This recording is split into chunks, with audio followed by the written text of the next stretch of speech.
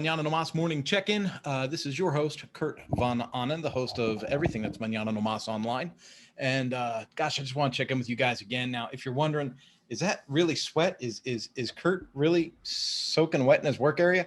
Yeah, it's over 100 degrees out here in Southern California. Just when you're hoping that it would be fall, summer comes back with a vengeance, man. Just about tears the door off the garage, which I call my workspace, right? Because family's inside doing homeschool and being a family. And when I work, I don't want to take over the house, and tell everybody, you got to be quiet. Daddy's getting online, right? I want to make sure I can stay productive where I'm at. So lots of things. I always say this, lots of things. Maybe it's not lots of things. I finished the Great Cycle Challenge yesterday, and I put that in my newsletter yesterday. So if you receive the newsletter, you've already got the news that, hey, I'm finishing up the challenge.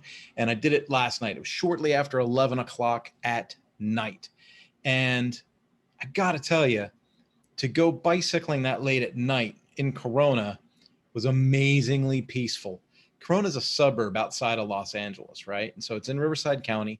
And there's a lot of roads that have, the lane with the bicycle lane, right? So I outfitted my bike with the lights and I got out there in the dark and it was just peaceful. Now, here's where the peace comes to an end. Ideally, I would have liked to have ridden from my house all the way down to the Highway 91 entrance at Green River. And I would have gotten on what we call SART, which is the Santa Ana River Trail. And I was really tempted to do like this whole moonlit ride, down to the beach and back. That would have given me like 77 or 78 miles, in the middle of the night. I thought, man, it would be so inspirational to do that. But here's the simple truth of it.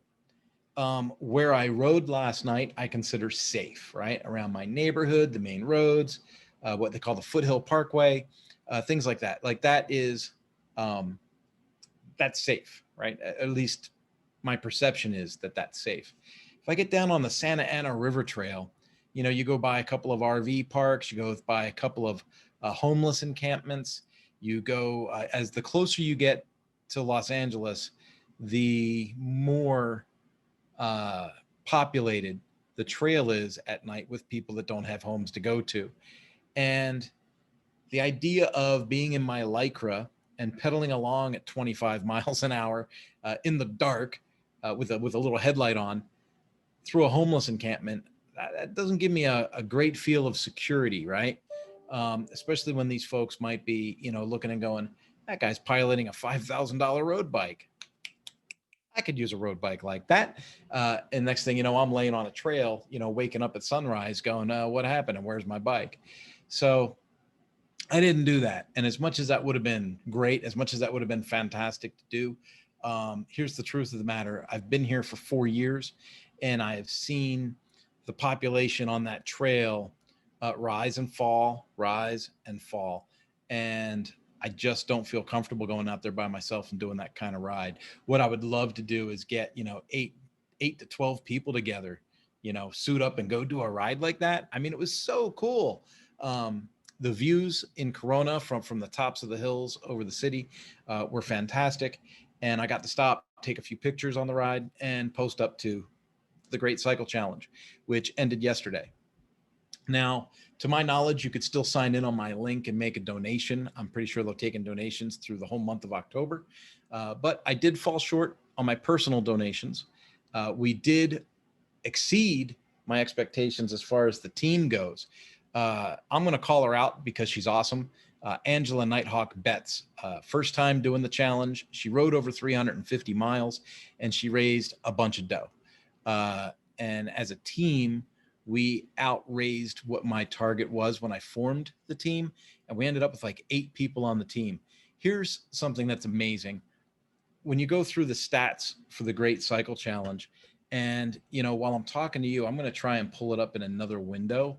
But I noticed last night when I was looking at my mileage count and making sure that I had figured it out correctly, because the last thing I wanted to do is get to the last day and then not complete the miles. But when I get to the team dashboard here, there's a ranking, right? So the team, it says here, the team raised $2,719. Now the goal was $1,000, right? And so we raised 272% of the goal that I set. Now, where do those goals come from, right? I just make them up, right? There's no quota, right? The average donation was $71.57. We had 38 donations, and our overall ranking, this is where I get real prideful about the team. And let's be clear, I'm not a great leader when it comes to running this team, because the way that the Great Cycle Challenge has the site set up, at least to my knowledge, is people can join my team, but I don't really have a way to directly communicate, and harass them. And I think that that's by design. And so realistically, they join the team, and I like to give them shout outs on social and stuff like that. But there was really no way for me to call them, harass them, or direct message them through the site. And so I'm really, really impressed. Now, our overall ranking was 454th in the nation, right? That's pretty good, right? A little group of 8 people gets together, and we ranked 454th in the nation. Our category ranking was 264. So I was pretty happy about that. And then where it starts getting into like team stats. Okay, so yeah, that was team progress, team stats. And then when it gets into the ride activity, right? So that was talking about money. When you get into the ride activity, it's pretty cool. Overall ranking was 168th, right? So what we missed in generating cash flow, we really succeeded in generating, the ride miles and what I call, bringing attention to kids' cancer. So I was very excited about that. Our category ranking was 75th, right? And that to me was stinking huge. Now, there was another thing that came out, I want to say yesterday, and it had us ranked 45th, right? So 45th, I believe, was in terms of California, right? California's got a huge population. A lot of people do this in California. So, we're 75th nationally and 45th for the state. And I couldn't be prouder of the team. Now, just to give them the proper shout out, I do have a link in here for team members. And I want to make sure that I mention each person in the team. I already mentioned Angela Nighthawk Betts. As far as the team goes, she ranked number 1, right? Number 1. She rode 403 miles. She raised $870. Right on to Angela, right? Brandon Kirk came with us. He rode 23 miles. Brian Detman rode 9 miles. Charles Pierce rode 291 miles. And I'm super excited with him. And he raised his goal. He had a goal of $500, and he raised $500.45, right? So he beat his goal. Joseph Valente, he rode 79 miles, and he was ranked 6th on our team. And he raised, looks like $25.88. Right on. I rode 501 miles. So people know that because I post that all over the place. Sherry rode 79 miles, and she was on the team last year. Good friend. And I know that she's had some medical issues and stuff like that.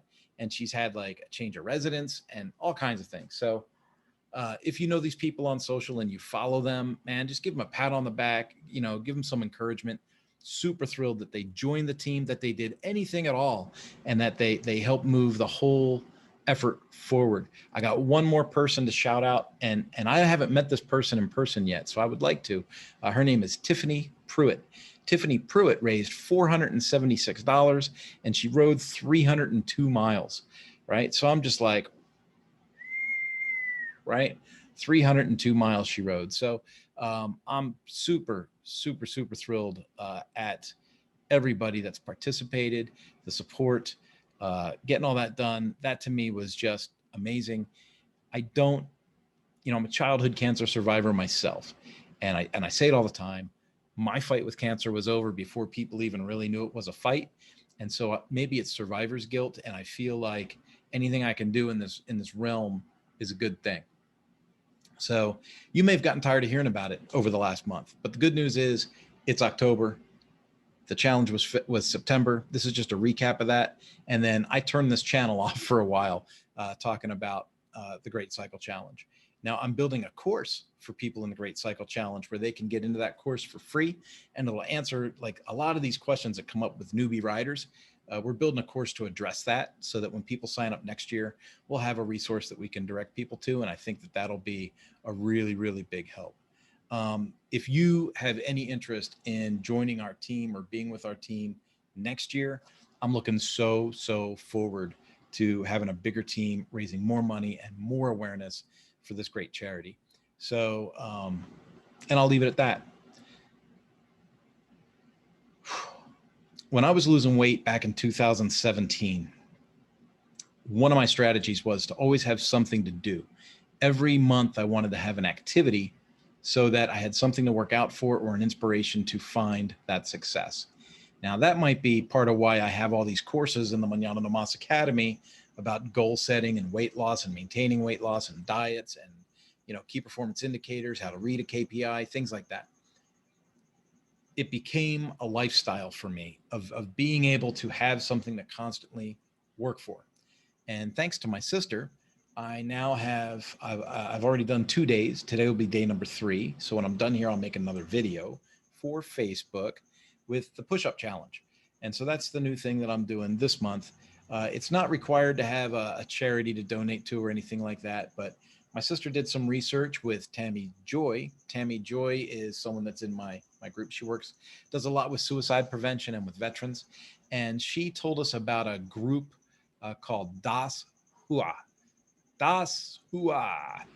I don't know how you'd really say that. I wasn't a Marine. I don't know. Das Hua. Well, anyway, they have a charity, and it's to help, you know, veterans with suicide. And so since Tammy referred that to my sister's been promoting that on her 22 days of 22 push-ups.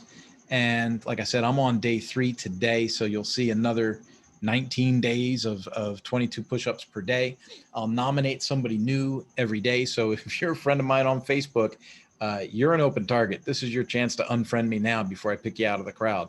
And just for a heads up, today's the day I'm going to nominate David B. Malaire. So when you see the video on Facebook today with me doing push-ups and nominating somebody, know that it'll be David B. Malaire that I'm pushing forward for the 22 push-ups for 22 days.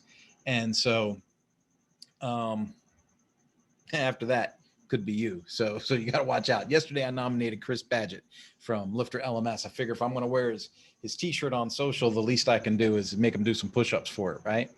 So, but again, this is one of those raising awareness things. And so this is to raise awareness for veterans that suffer with suicidal tendencies or victims of suicide. So we've got that. Now, all this is going on and you're saying, Kurt, what does this have to do with your business message? It's got a lot to do with the business message. Here's why. I believe that I promote my business best by being a person of character. When people see me constantly jumping on and doing the daily message that I do here, when people see the social that we keep kicking in, when they see that we participate in group activities, when I do public speaking, say for the empowerment retreat, where I did that talk for them last month, when there's that kind of activity and that type of giving within the community, people get a chance to sample my character and sample my abilities. But I think it also kind of brings around this whole idea of wholesome branding, right? Fitness branding. Like I'm gonna walk the walk, talk the talk, do the whole thing, right? So a shout out to anyone that is in a position looking for a membership site, a learning site, curriculum development, public speaking, leadership training. These are all things that fall directly within my wheelhouse.